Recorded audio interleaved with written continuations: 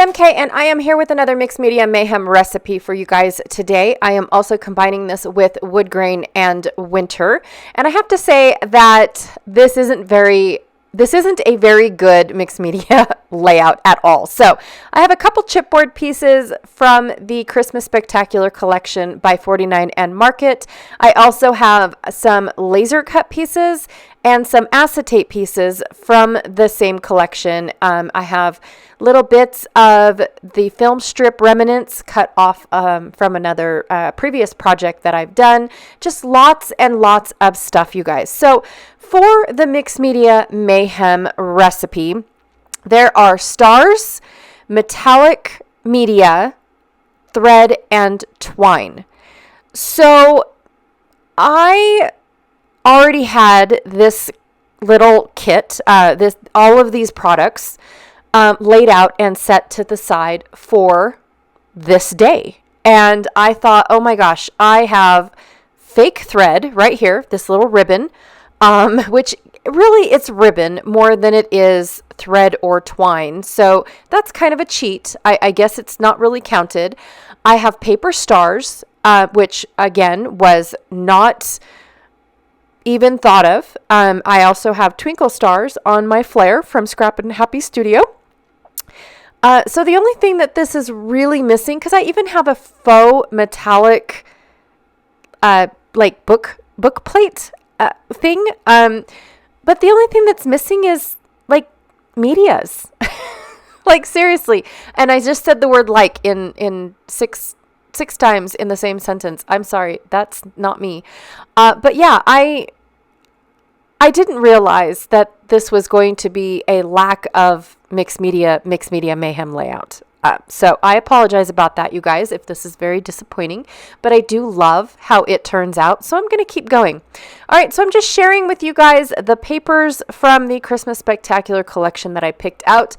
And then this here is a gorgeous wood grain from P13, and it came from a pad that was nothing but wood grain backgrounds. And I have been hoarding this pad to the point where I think I only have 3 pieces left.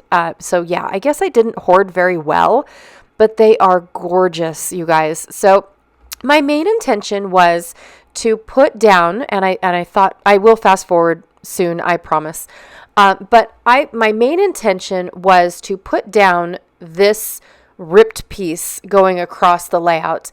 And then I wanted to add the stripes to make it squared off.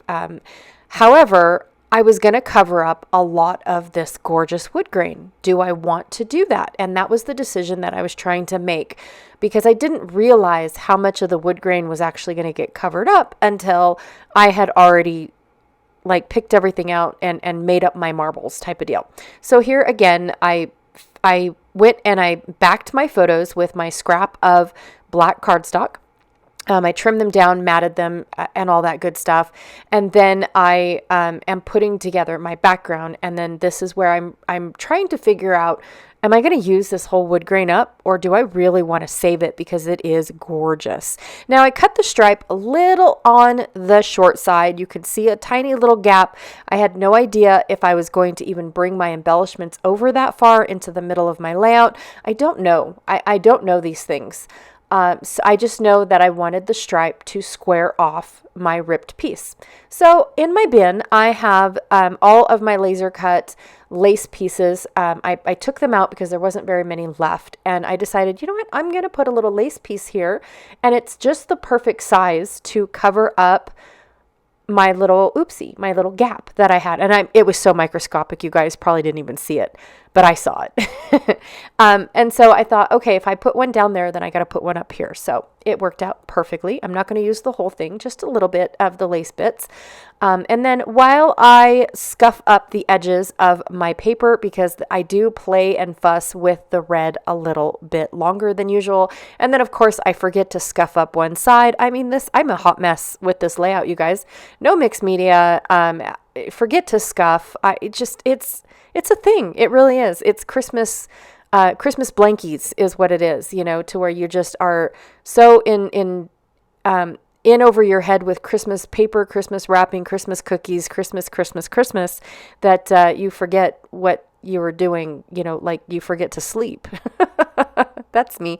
So anywho, I am fussing now that I've added this lace piece. I didn't leave me enough room, so I almost had another gap on the other side, which would have been devastating because it would have thrown off my whole layout, to be honest. So I decided to askew it a little bit, so my stripes aren't perfectly going straight across. So there, I forgot to scuff up my bottom piece. But while I'm doing that, I wanted to explain the photos because you would think that they're not ingredients. I want to say that they're ingredients, but they're not. The embellishments, you would think that they just don't go with the photos. It's us walking down, a wooden building clearly there's snow off to the side of us on the ground, but it doesn't have anything to do with believing and magic and all that other stuff. Well, to be honest, we are walking down the loading dock from the train museum, and we are headed to go and get in line to get onto the Polar Express. So that's where this is leading to. This is we just finished up wandering around the museum, and the museum is a self-wandering museum. There's no guided tours. You take your own pace. You get to stare at what you want to stare at, and pretty much everything except for a couple buildings are open for you to go and look at and see and read and just enjoy history, basically. And so we were walking down the loading docks, and like I said, this is where they stored everything that went into the trains for the mines, that the trains delivered to the different mines and whatnot. And this is where it all happened, was on these docks right here. They're used for storage now, for the facility. I would love to say that their Christmas decorations are in there, but I know some of them are, but the whole building's not their Christmas decorations. It's a big building. But yeah, it's super fun. That, it has the feel of history. Have you ever walked down a path and you feel that you can feel its history? You can feel what it's been through just by hearing the people clomp down the wood planks, and you look up and the gas lights are lit above us, and so it's different, you guys. It just is it's really different. And the really cool part about this museum is they try their hardest to keep it fully authentic. Now, one of the authentic things that my kids don't, they are into they're definitely into some modern things. Electricity and heat is one of them.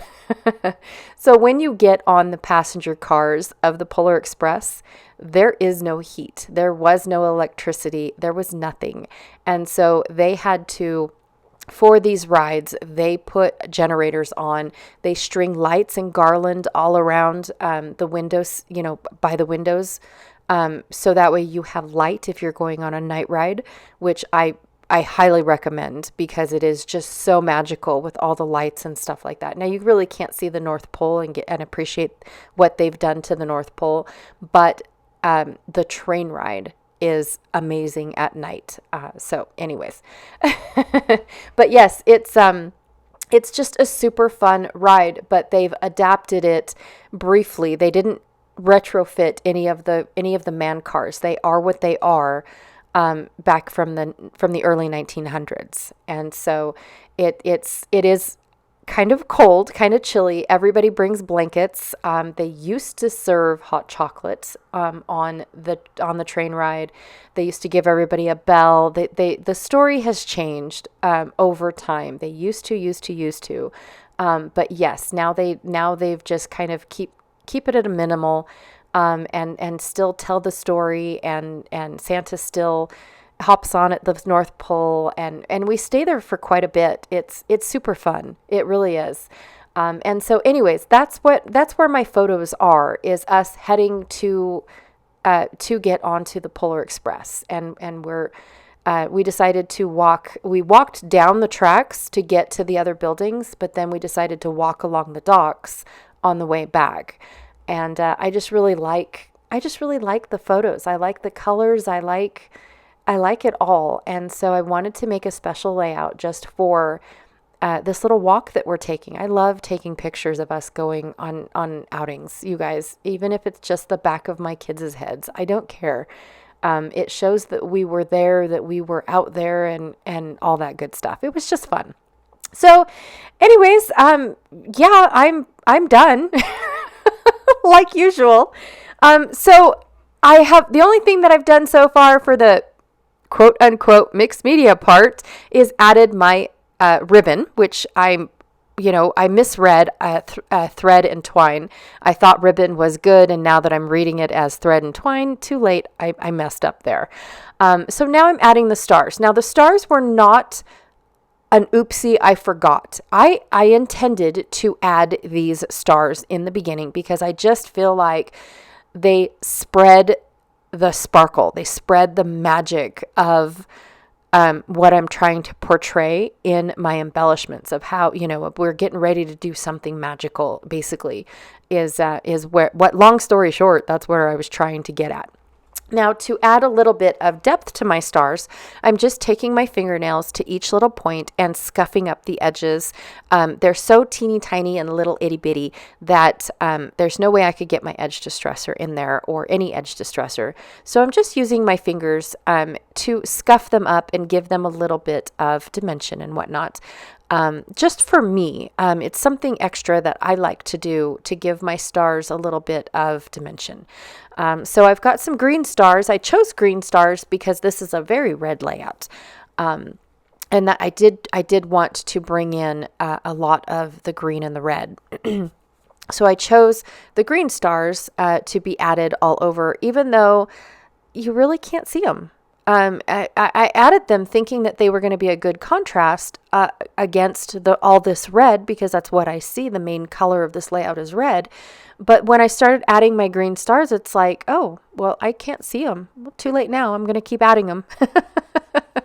That's just the way it goes, right? So anyways, yes, I'm going to add my last little star right there. I did decide to only put one of the film strip. I was going to have it go on top too and make it look like it was like I did a big long film strip, but I really didn't like anything above my photos except for in the upper right hand corner. All right, so for my metallic, I brought out Dina Wakely in Gilt, which is her gorgeous gold, and I'm going to splatter. Yay, I put mixed media on my layout. This is the saddest mixed media layout ever, you guys, and I apologize, but honestly, if you read the ingredients or the recipe, it's stars, thread and twine, and only metallic media, which I feel like I did. I added my metallic media. I've got my stars. I've got my faux thread, which ends up being ribbon, and if you look at it, it's woven ribbon, so it does have thread in it. Can I cheat that way? Can I? Anyways, okay, so that is my my fake mixed media mayhem layout for you guys today. I had a lot of fun making this layout and reminiscing. I can hear us walk across these planks when I see these photos, you guys. I really can. I can hear the buzz in the lights. I'm not sure if you guys have ever heard old-fashioned lights, but you hear that little buzz that the electricity is making. My kids always call it fireflies that are inside there, or lightning bugs, whatever those are called, are in there making that noise. They're buzzing around inside there. So anyways, I feel it. I hear it. It's everywhere in those photos. All right, so I've got a couple links for you guys down below. I have 2 links for Mixed Media Mayhem. One is for the Facebook group, in case you guys haven't joined yet. So the link is there for you guys to hang out with us over there. There's lots of people other than YouTubers that share their mixed media. Some of them follow the recipe. Some of them are just super fun mixed media projects that they have done on their own, which I think is great. I really do. And then the other one is a direct link for this this particular recipe's album in that group. So if you already are a member of the group, you can just click on this link, on the album link, and go directly to see everybody else's project. And I'm sure they used lots more mixed media than I did. I guarantee it. The last link that I have down below is the playlist for everyone that is playing along with Woodgrain and Winter. It's almost over. Oh, I'm so sad. But we are going to finish out the entire month for Woodgrain and Winter. I have been having a blast. I am so super excited that almost all of my winter layouts are done. Oh my gosh, what am I going to do? Oh, starting next year's. Anyways. All right, you guys, thanks again, and I will check y'all later. Bye.